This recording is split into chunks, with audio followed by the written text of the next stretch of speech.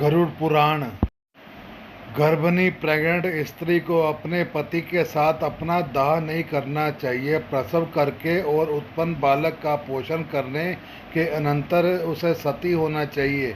यदि स्त्री अपने मृत पति के शरीर को लेकर अपने शरीर का दाह करती है तो अग्नि उसके शरीर मात्र को जलाती है, उसकी आत्मा को कोई पीड़ा नहीं होती। धोखे जागते हुए स्वर्णादि धातुओं का मल जैसे अग्नि में जल जाता है, उसी प्रकार पति के साथ जलने वाली नारी अमृत के समान अग्नि में अपने पापों को जला देती है।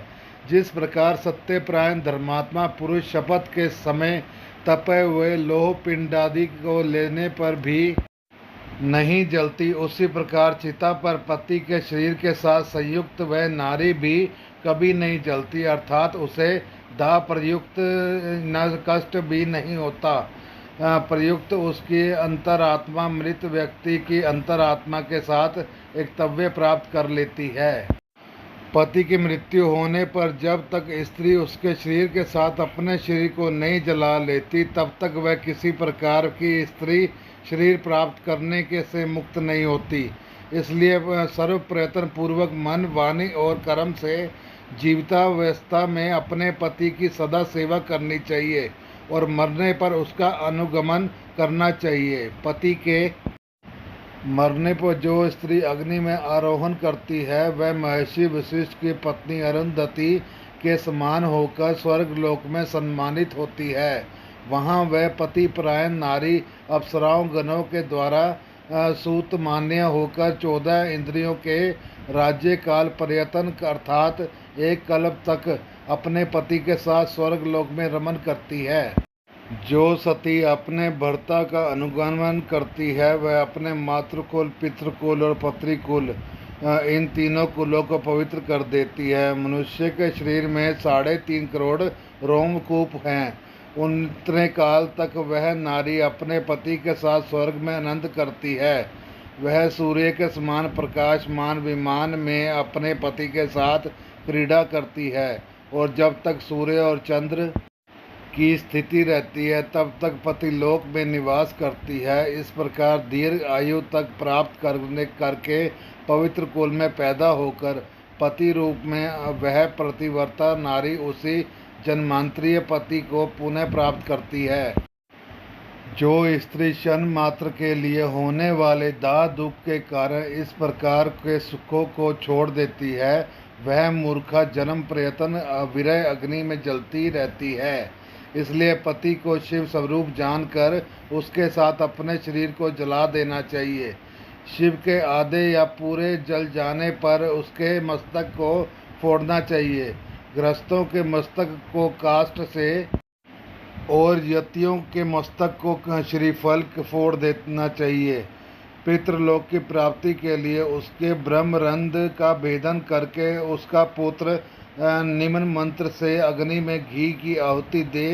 ये अग्निदेव तुम भगवान वासुदेव के द्वारा उत्पन्न किए गए हो।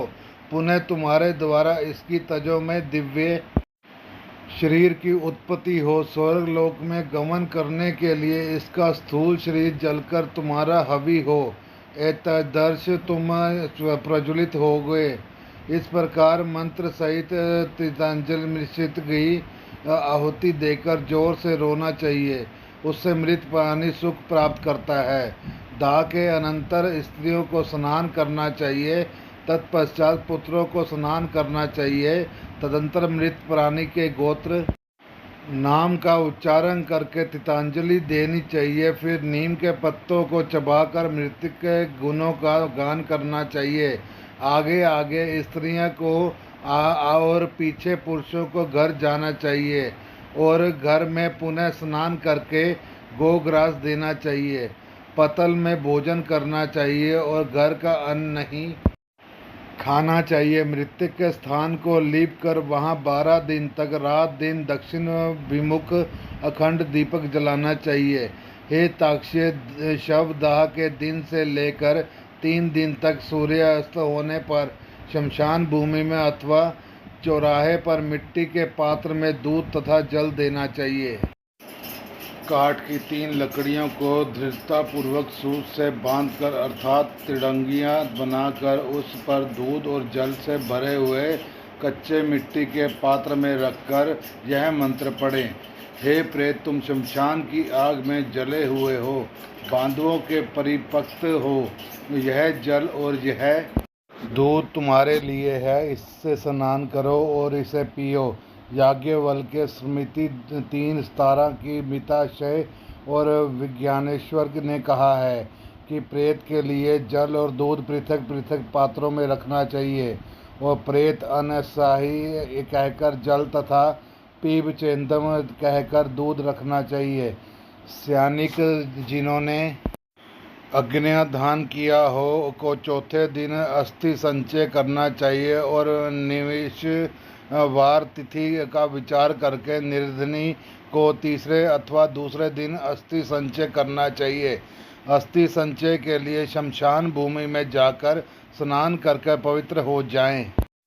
ऊन का सूत्र लपेटकर और पवित्री धारण करके शमशान वासियों भूतादि के लिए पुत्र को यमाय सत्वा यजु 89 इस मंत्र से माश उड़द की बलि देनी चाहिए और 3 बार परिक्रमा करनी चाहिए। हे खगेश्वर, इसके बाद चिता स्थान को दूध से सींचकर जल में से सींचे, तदंतर अस्थि संचय करें और उन अस्थियों को पलाश के पत्ते पर रखकर दूध और जल से धोएं और पुनः मिट्टी के पात्र में रखकर यथाविधि श्राद्ध पिंडदान करें। त्रिकोण संथलीय बनाकर उसे गोबर से लीपें। दक्षिण विमुख होकर स्थापित मंडल के 3 कोनों पर 3 पिंडदान करें। चिता भस्म को एकत्र करके उसके ऊपर तिपाही रखकर उस पर खुले मुख वाला जलपूर्ण घट स्थापित करें। इसके बाद चावल पकाकर उसमें दही और घी तथा मिष्ठान मिलाकर जल के सहित प्रेत को यथाविधि बलि प्रदान करें। हे खग, फिर उत्तर दिशा में 15 कदम जाएं और वहां गड्ढा बनाकर अस्थि पात्र को स्थापित करें। उसके ऊपर दाह जनित पीड़ा नष्ट करने वाला पिंड प्रदान करें और गड्ढे से उन अस्थि पात्र को निकाल कर उसे लेकर जलाशय को जाएं। वहां दूध और जल से उन अस्थियों को बार बार प्रत्यर्थित करके चंदन और कुंकुम से विशेष रूप से लेपित करें। फिर उन्हें एक दोने में रखकर हृदय और मस्तक से लगाकर उनकी परिक्रमा करें तथा उन्हें नमस्कार करके गंगा जी में विसर्जित करें। जिस मृतक प्राणी की अस्थि 10 दिन के अंतर्गत गंगा जी में विसर्जित हो जाती है, उसका ब्रह्मलोक में कभी भी पुनरागमन नहीं होता। गंगा जल में मनुष्य की अस्थि जब तक रहती है उतने 1000 वर्षों तक वह स्वर्ग लोक में विराजमान रहता है। गंगा जल की लहरों को छूकर हवा जब मृतक का स्पर्श करती है तब तक मृतक के पातक तक्षण की नष्ट नहीं हो जाते। महाराज भगीरथ उग्र तप से गंगा देवी की आराधना करके अपने पूर्वजों का उद्धार करने के लिए गंगा देवी को ब्रह्मलोक से भूलोक ले आए थे, जिनके जल में भस्मीभूत राजा सगर के पुत्रों को स्वर्ग में पहुंचा दिया। उन गंगा जी का पवित्र यश तीनों लोकों में विख्यात है। जो मनुष्य अपनी पूर्वावस्था में पाप करके मर जाते हैं, उनकी अस्थियों को गंगा जी में छोड़ने पर वे स्वर्ग लोक चले जाते हैं। फिर महाअरण्य के सभी प्राणियों की हत्या करने वाला कोई व्यास सिंह के द्वारा मारा गया और जब तक वह नरक को जाने लगा तभी उसकी अस्थि गंगा जी में गिर पड़ी, जिससे वह दिव्य विमान पर चढ़कर देवलोक को चला गया। इसलिए सत्पुरुषों ने को स्वतः ही अपने पिता की अस्थियों को गंगा जी में विसर्जित करना चाहिए। अस्थि संचयन के अनंतर 10 गात्र विधि का अनुष्ठान करना चाहिए।